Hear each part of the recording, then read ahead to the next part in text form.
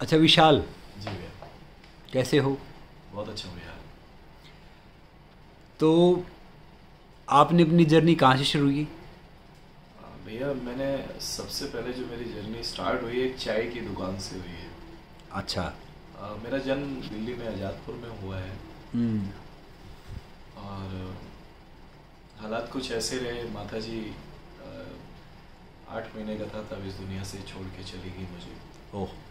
और कुछ ऐसे हालात रहे, करीब मैं 8-9 साल की उम्र से मैंने काम करना स्टार्ट कर दिया। और मैं एक चाय की दुकान पे आज़ादपुर में काम करता था। ओके।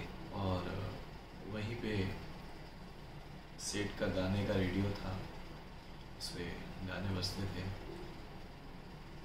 और सारे दिन काम करने के बाद मैं वहीं ब्रंच पे सो जाता था।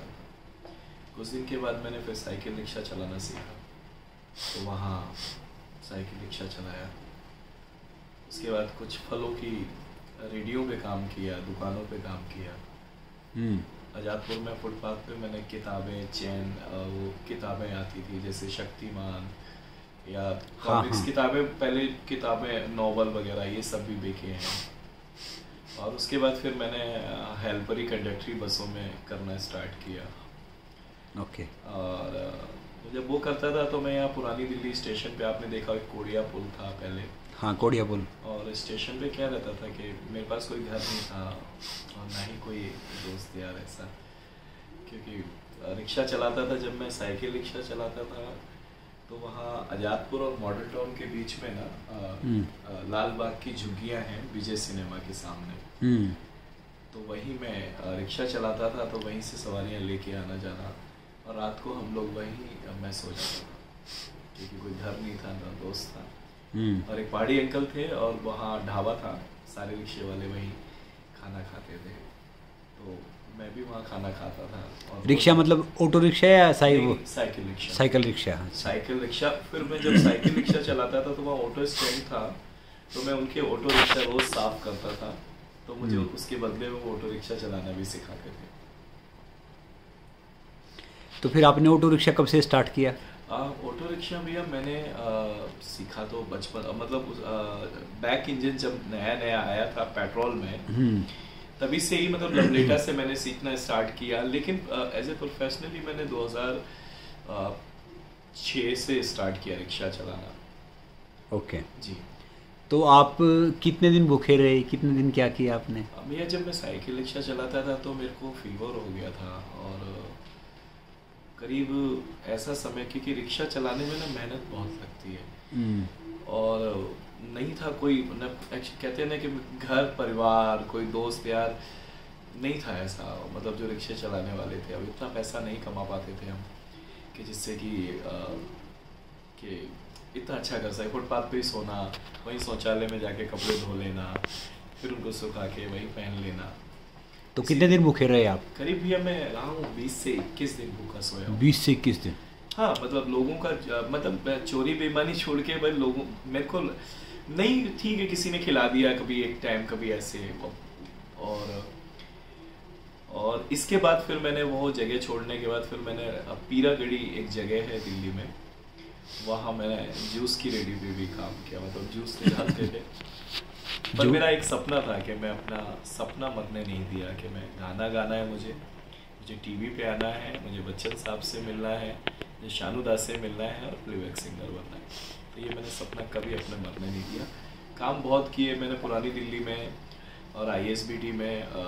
पहले वो 4 आइटम मिलते थे ना 10 रुपए के, चैन, 2 अंगूठी, वो भी बेची। जंतरी मंत्री भी बेची। और जंतरी वो राशि फल आता था, 2 रुपए का आता था छोटा। तो आपने मतलब भूखे भी रहे, झूठा खाना भी खाया, जी बिल्कुल। सारी मेहनत की। हाँ। तो फिर आपको सिंगर बनने का ये शौक कब से लगा?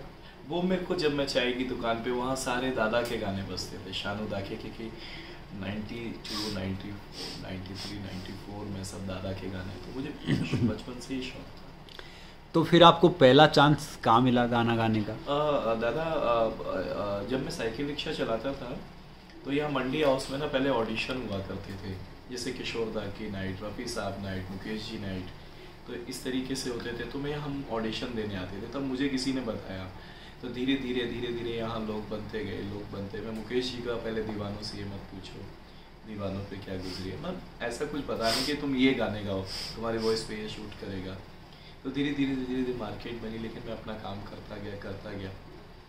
जब 2010 में के बाद मुझे 2011 में मैं नई दिल्ली में था और मैं सुबह ही चला जाता था। बॉम्बे वाली राजधानी होती थी ना, मैं उसको नहीं छोड़ता था। मैं सोचता था कि मैं गाने गाऊंगा और क्या कहते हैं, कोई बॉम्बे से आएगा, क्या पता मुझे कहेगा कि चलो आप, हम तुमको अपनी फिल्म में या मैं तुम्हें सिंगर बनाता हूँ। तो ऐसा नहीं पता था कि इतनी सारी चीज़ें रहती हैं। तो एक दिन मैं वहाँ सुबह मेरे को टाइफाइड हो गया था उस टाइम में। तो मैं दिन में गाड़ी चलाने कंबल अम्बल ओढ़ के, तो वहाँ पे मैंने कहा परेशान हो रहे थे हस्बैंड वाइफ और एक बच्चा। तो उनको नोएडा जाना था, तो कुछ कहते हैं ना, थोड़ा बहुत ऑटो वाले भी अपना वहाँ पे नई दिल्ली पे आए, राजधानी आई। तो मैंने उनको बोला, मैंने कहा आप इतने पैसे दे देना और टोल टैक्स दे देना, मैं आपको छोड़ दूंगा। क्योंकि मैं वहाँ से छोड़ के ना, तो फिर मैंने कहा मैं अपने घर चला जाऊँगा। तो मैंने परी चौक उनको ड्रॉप किया और पढ़ाई लिखाई तो रहा ही नहीं मेरे जीवन में। क्योंकि पढ़ाई लिखाई सिर्फ मैंने 2 क्लास पढ़ी है, एक दूसरी क्लास पढ़ी और एक चौथी क्लास। तो फिर वो परी चौक छोड़ा उनको फिर? हाँ, परी चौक छोड़ के वापस आ रहा था।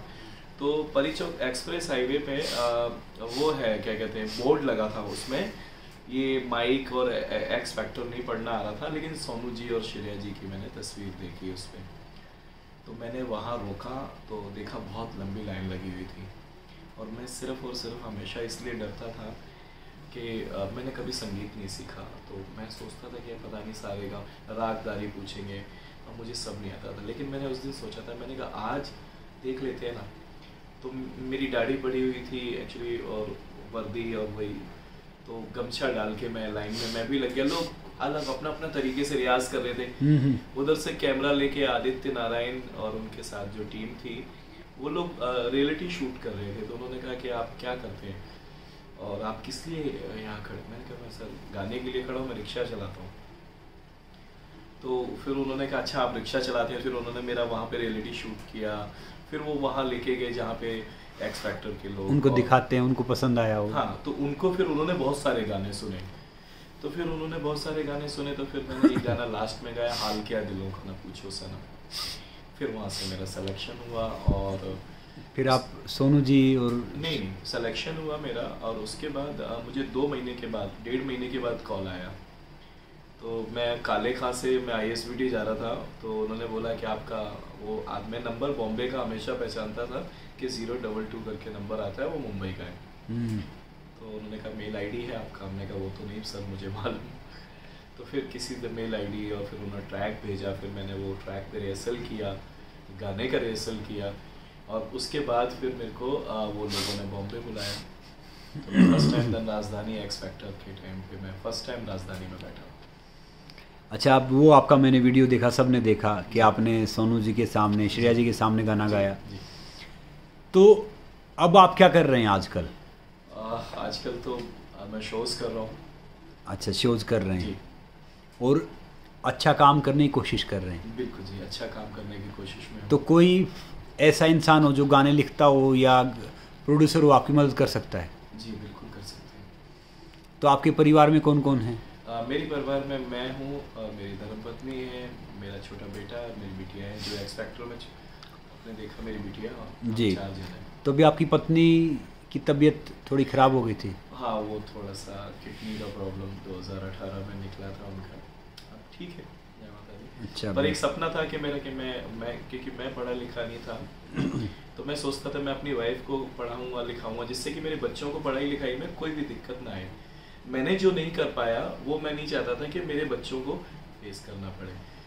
लेकिन उन्होंने पढ़ाई की, ग्रेजुएशन कंप्लीट किया, B.Ed किया, थोड़ा दिन टीचिंग, लेकिन उनकी तबीयत को लेके मैंने उनको मना किया। मैंने कहा नहीं। तो अभी ये बताओ कि विशाल, मैं आपको क्या मदद चाहिए बताओ? बस भैया यही है कि सपोर्ट चाहिए भैया। तो कैसा सपोर्ट चाहिए आप बताओ? जी इसी तरीके का भैया, जैसा मैं क्या बोलूँ, काम मिले मुझे भैया। मैं काम चाहता हूँ, मैं बॉलीवुड में प्लेबैक करना चाहता हूँ भैया। ओके। जी तो मैं तो कोशिश करूँगा ही विशाल भाई पूरी, जी भैया। और मैं बाकी से भी गुजारिश करूँगा कि आपको मिलवाएंगे कि ये हो, मगर एक सच्चाई परेशान हो सकती है, पराजित नहीं। जी बिल्कुल भैया, मैं कभी हार नहीं मानता हूँ भैया। तो आप अपने सपने के लिए पूरा डेडिकेट हैं? बिल्कुल डेडिकेट हूँ भैया, मैं अपना मेहनत से लगन से मैं हमेशा हर पल तैयार हूँ। चलो आप अपना पूरा नाम बता दीजिए कि किसी को आपको डायरेक्ट शो के लिए आपको संपर्क करना हो तो आपका पूरा नाम बता दीजिए। जी मेरा नाम विशाल श्रीवास्तव है। और आपका टेलीफोन नंबर ही बता दीजिए। अच्छा जी, मेरा टेलीफोन नंबर है 9717618734। ओके, तो किसी को अगर आपको डायरेक्ट कांटेक्ट करना है गाने के लिए, वो कर सकता है? बिल्कुल कर सकते हैं। ठीक है विशाल भाई, अब जितना मेरे से होगा उतना करने वाला परमात्मा है, मैं भी जरिया बनूंगा। थैंक यू भैया। और आपको ढेर सारा प्यार देंगे भैया। आप इतना मेरे लिए सोच रहे हैं, ये भी मेरे लिए बड़ी सौभाग्य की बात है। मैं उसके लिए आपका आभार प्रकट करता हूँ। Thank you so much. नहीं भैया, करने वाला तो मालिक है, हम सब जरिया हैं। तो परमात्मा आपका भला करे, खुश रखे, और कभी भी कुछ भी वो है तो बताना, और देखना आपकी गाड़ी बहुत चलेगी परमात्मा के पास। Thank you so much. Okay भैया, ओके, नमस्ते, जय हो।